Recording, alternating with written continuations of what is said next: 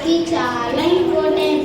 ఎందుకంటే నన్ను churches, shopping malls, office and హౌసెస్లో నన్ను పెడతారు.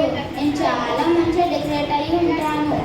నా మీద స్టార్స్, జింగిల్ బెల్స్ చేసి మంచిగా డెకరేట్ చేశారు. అందుకే నేను చాలా ఇంపార్టెంట్. హలో డ్రీమ్, నువ్వే ఇంపార్టెంట్ కాదు, క్రిస్మస్కి నేనే ఇంపార్టెంట్. నేను లేకపోతే నువ్వే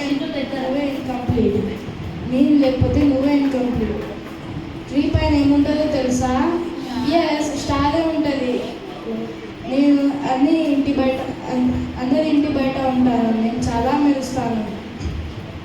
నేను ఎంత చదివైనా, ఎంత వేడిఅయినా ఇంటి బయట ఒక సూర్యంలా ఉంటాను. నేను లేకపోతే క్రిస్మస్ ఇన్కంప్లీట్. ఇంకా స్టార్, మీరిద్దరే ఇంపార్టెంట్ కాదు. నేనెవరు మీకు తెలుసా? నేను ఒక కేక్ని. క్రిస్మస్కి మీరిద్దరే ఇంపార్టెంట్ కాదు, నేను కూడా ఇంపార్టెంట్. నన్ను బేకరీస్లా ఎంత బ్యూటిఫుల్గా తయారు చేస్తారు మీకు తెలుసా? అందుకే క్రిస్మస్కి నేనే important.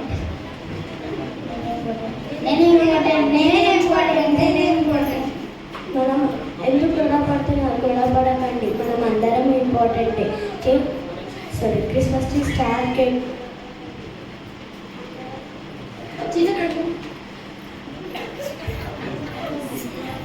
Hello Christmas tree star cake గొడవపడకండి, మనం అందరం ఇంపార్టెంటే.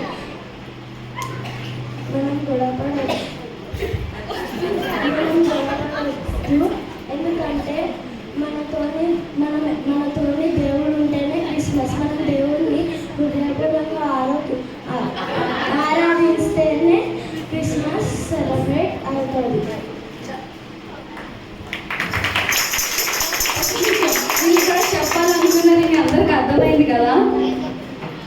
ఏంటంటే క్రిస్మస్కి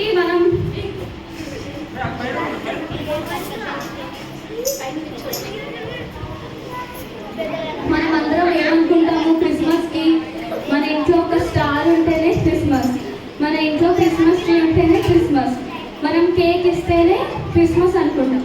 బట్ ఇవన్నీ మనకి లోకపరంగా టెంపరీ. క్రిస్మస్ అంటే మనం దేవుని హృదయపూర్వకంగా ఆరాధించడం.